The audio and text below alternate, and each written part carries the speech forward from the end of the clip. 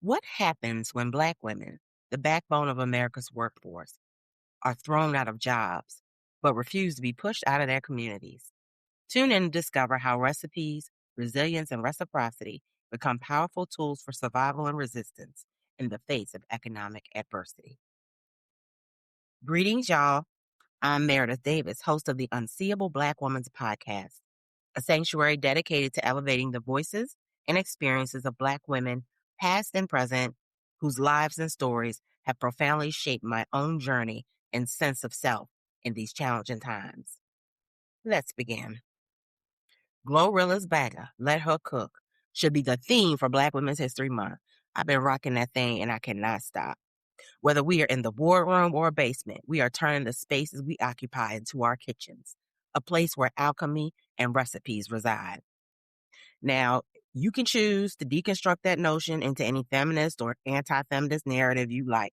But the truth is, our ancestors understood the power in Black women's creation. Our minds, talents, skills, and savvy created wealth, not just money, okay? We didn't need money in our community to have our needs met. Bartering was an economic industry rooted in African culture. We turned a house into a kitchen, so let's let it cook. Reciprocity, mutual respect, and coming to one another's aid was just as invaluable, if not more. From our next door neighbor fixing a leaky sink to parents watching other neighbors' children when they had to work late, that was our ethos. I remember the days when my mother and the women in the neighborhood prepared for Christmas. No one really had a lot of money to buy gifts, and no one really was expected to. I remember the Christmas bazaars and the swaps at church. Every year, my mother spent the entire month of December making homemade cookies. She had these beautiful tin cans that were red and green with all kinds of decorations on them.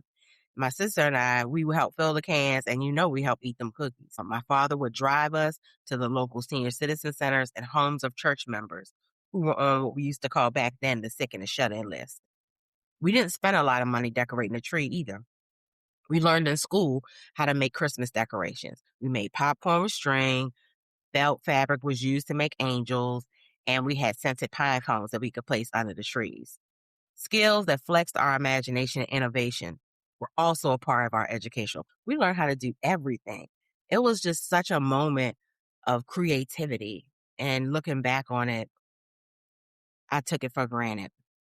Now, I know this may sound antiquated, but if you took inventory in the ingenuity and innovation occurring on social media when it comes to young Black women and girls, you would notice a recirculation of ideas and models of sustainability. You got sisters who know how to do everything. Makeup DIYs, building DIYs, cooking DIYs. My mother taught me how to crochet, and now it's back. And my cousin knows how to crochet. She makes hats. She knows somebody who makes coats. Hell, my niece even crochet braids, okay? That's how ingenious we are. We gonna get some yarn, put it in our hair. We got braids that we can now crochet. We ain't got to sit in the salon for 6 hours. We do the damn thing. But bless my heart, as they would say in the South, as I grew older and took a bite from the tree of capitalism, my ingenuity and appetite faded. If I wanted it, I'd just buy it. While I loved our weekends and summer sessions learning how to cook, repair, build, and create as a child, it came from a place of lack. And there's something about poverty, there's something about lack that makes you do some strange things for some change. I somewhat despise seeing my family getting old shit. I didn't like it. I didn't care how nice it was. My mother would be excited. We got a dining room set from a doctor. Old shit. We got a couch from some old shit. We just kept getting old stuff. And as an adult, I just was determined not to do no old shit, only new shit. So, to no surprise, when I received that first full-time salary paycheck, I couldn't wait to flex. I couldn't wait to buy my mother new clothes, jewelry, shoes, and even appliances. It was therapeutic for me to give back to this woman who sacrificed everything for us. My appetite for bartering and creating was replaced with the insatiable desire of consumerism. During the 2020 pandemic, Anyone with access to TikTok or social media outlets witnessed an increase in creativity, innovation, and ingenuity. With the businesses shut down and less people purchasing, the nation was on pause. So we had to reinvent our ways of work, business, and social engagement, as well as building community. Black women, of course, we were leading the way. In a Black Enterprise article that's titled, Report Reveals Black Women Entrepreneurs Generate Nearly $100 billion in Revenue, by highlights ongoing challenges. This report that was done by Wells Fargo talks about women-owned businesses between 2019 and 2023. And what they found across all sectors is that businesses rose twice the rate of men-owned businesses. But for all our strides, we can never forget how the pandemic decimated the Black community and other vulnerable communities. I spent the summer of 2020 attending virtual funerals of friends and close acquaintances who died from COVID. While the medical plague was taking our lives in 2020, till 2023, of course, white supremacy was a social contagion, emboldening anti-Blackness with the murders of Breonna Taylor and George Floyd and other bodies that had been sacrificed in the name of white supremacy. The Black community, we turned back to ourselves and began to protest. The blatant murder circulated globally, and it was a spark that no one could contain. It inspired people to join the Black Lives Matter movement, as well as Me Too. This left a bitter taste in the mouth of the elites, and you know when they get mad, they get real petty. Their refusal to address anti-Blackness and inequity could no longer be cloaked behind their corporate, political, or social closed doors. Social media gave individuals and communities a platform to criticize power structures and systems of domination. We were beginning a revolution that could upend capitalism. We should have known, honey. We should have known when we pissed them off, it was going to come back with some more BS. Where are we now? The presidential election of 2024 was what many Black women believed to be a new era in Black women's leadership.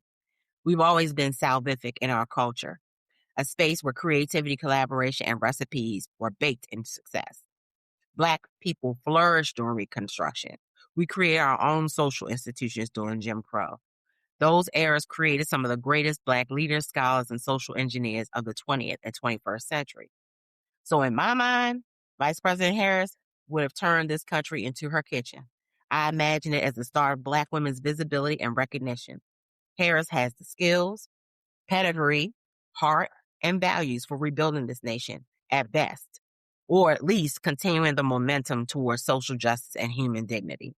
Unfortunately, democracy took last place to capitalism, and white supremacy replaced all of our humanity. The election took a toll on every social institution. Colleges and universities caved.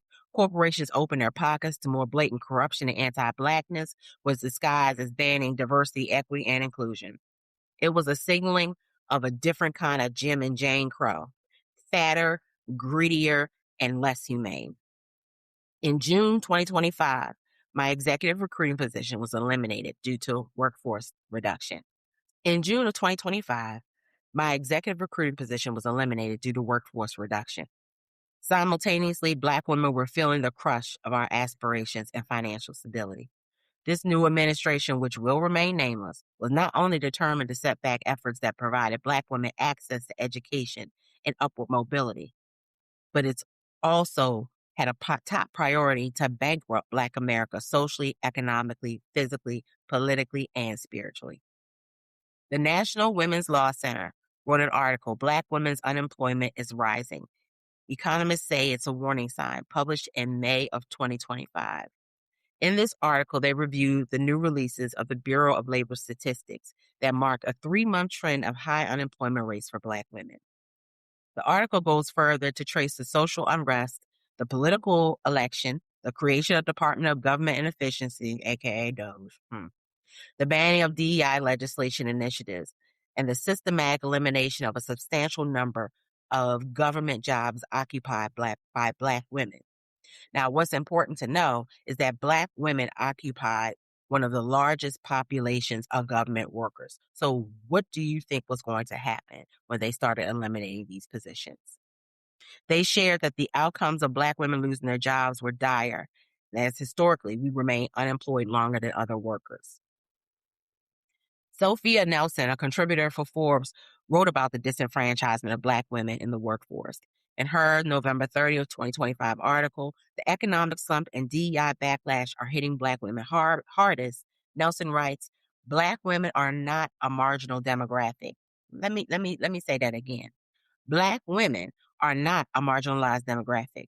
They are a cornerstone of America's workforce, a stabilizing presence in volatile labor markets, and a driving force in entrepreneurship and higher education. Their economic well-being is not just a matter of equity. It is a matter of national economic health. When Black women leave the workforce, families lose income, communities lose stability, small businesses lose customers, employers lose talent, states lose tax revenues, and the national economy loses one of its most valuable pillars of labor productivity and consumer spending. So nearly 9 months later, and over 600,000 Black women out of jobs, me being one of them, I struggle to think about my professional future. I've grown accustomed to a particular lifestyle. And to be clear, I'm not talking about materialism. I've become accustomed to a certain way of navigating the world and making the best decisions based on the plethora of choices I had. So I was wondering how this would change. But then, I remembered how to make bread from scratch. And I did actually. I know how to make some bread from scratch. But I got a bread maker as well, and it's bomb. Y'all ought to try it. I'm telling you, I've gone back to some basics in a way I can't even imagine. I've gone back and I am enjoying it. Black women, we are cooking again, creating an abundance of lack and economic magic without money. Eliminating Black women from the executive workforce in the U.S. only fueled our creativity, ingenuity, and resolve. Our bodies, talent, and voices appeared invisible. Our fundamental contributions to civilization and the depth of humanity, unrecognizable. The narcissistic white supremacist tactic to remove us from the tables of social industries, that will cost you dearly. The unpaid legal, ethical, and moral advice will be missed. The multiplying forces that added dimensions of breadth and depth to this society cannot and will not be duplicated by any other. The erasure of success and their inability to recognize our worth and appraise our value beyond a pay grade or pay wage will affect this country's economy and the global economy for decades to come. Meanwhile, we back in the kitchen. We are reaching into the inheritance of our ancestors' sage wisdom, skills, and self-determination to barter, build, and bridge our culture back to health, wealth, and prosperity. Black women are the backbone and cornerstone of the Black freedom struggle. Every protest, from Harriet Tubman to Tawana Burke's Me Too movement, has eroded away at white potency, showing us there was not so much to see under that emperor's nasty new clothes. What history books eliminate or refuse to teach us, our depth of breadth and knowledge of survival remain intact and preserved within each conscience of a Black woman. As a student of the movement, I understood what it meant when Black women sat down. It was the domestic workers that refused to show up to work to clean people's houses. The Black women that stayed home with their children instead of taking care of someone else's. Walking in Birmingham instead of riding buses crippled the economy and forced Birmingham to beg Black folks to patronize the local public and private sectors. We see this today as Black precision placed a bullseye on retail. From boycotting Target to blacking out on Black Friday, revenue has declined. The circulation of the dollar is not happening the way it used to happen in our country, but it is circulating in our communities. We turn lack into lucrative abundance. My social media algorithm is Black on Black on Black. As I was perusing YouTube, I came across a video on the ingenuity of an entrepreneur, Nicole Murphy. She created this app called Barter Black that focuses on what she calls 3 pillars: hiring, funding, and community, as a means of generating, circulating, and sustaining Black wealth. In her YouTube video interview with Hey Media Moni, Murphy provided historic context to the Black exchange market that occurred during Reconstruction and Jim Crow. Drawing the line of bartering as a form of cultural currency, Murphy stated that no Black-owned business or business idea fails because of lack of funding. Bartering in this context creates no excuses. She continued, there is no reason why you cannot grow in scale or have community. We are going to change the trajectory of Black-owned businesses. Now, what's interesting is Murphy began her business during the pandemic. As an Airbnb owner, she witnessed travel and tourism plummeting along with other industries that sustain Black businesses. Little did she know, only a few years later, the pandemic of white supremacy would spread, causing a splinter in Black women leaders of industry, having to navigate and reimagine ways to continue to grow and thrive. She wanted to make very clear in an interview that this is not an app that provides monetary resources. The capital is in the expertise of app participants and business owners. Individuals can accumulate what she calls barter bucks and exchange them on the site for goods and services they need. Murphy brought us back to the basic fundamental principles that have always sustained Black people in the U.S. We are creating new streams of communication, engagement, and economic stability with what we have. Additionally, Murphy reminded audience members that Black community does not lack creativity and skills. She said, we don't lack talent, we've lacked resources. So as I close, I want to pose this question. What is the recipe for this new iteration of Black excellence? I mean, we are struggling, and I find myself struggling as well. I think about the future and I get a little nervous. I'm a woman of a certain age, and I got to think about retirement. And I just feel like the target is on our back because there is this understanding and what happens when you destroy the moral compass, when you destroy the spirit, when you break a woman, you really do break a nation. So what are we going to be able to do? But I also remember that before I was a woman, I was Black. So I get it back together, okay? And I understand and I learn that white bread is not better than Black bread. White institutions are not better than Black institutions. We fall into the stereotypical belief that white folks do things better. So one of the things we're going to need to do is to discontinue these social hangups we have and these economic obstacles and insecurities that we possess from our history and culture in this country. We can do anything we need to do. We need to start using our resources in spaces that respect us, that affirm us, and value us. We no longer need to continue to give people money who have shown us their tails to kiss. And we've done it before. During Jim Crow, Black people built all 5 U.S. social institutions. We had our own family structures. We had our own educational systems. We had our own financial institutions. We had our own spaces of faith. And we had our own political apparatus. We did it before. Let's do it again, y'all. We need to understand that money does not solve all problems. Some challenges require honest reflection and a pivot of the mindset. Baby, it's time to let her cook. It's time to let her cook. It's time to turn this nation into our kitchen and turning our communities back to where they belong. Places of prosperity, wealth, civic responsibility, respect, all of those things.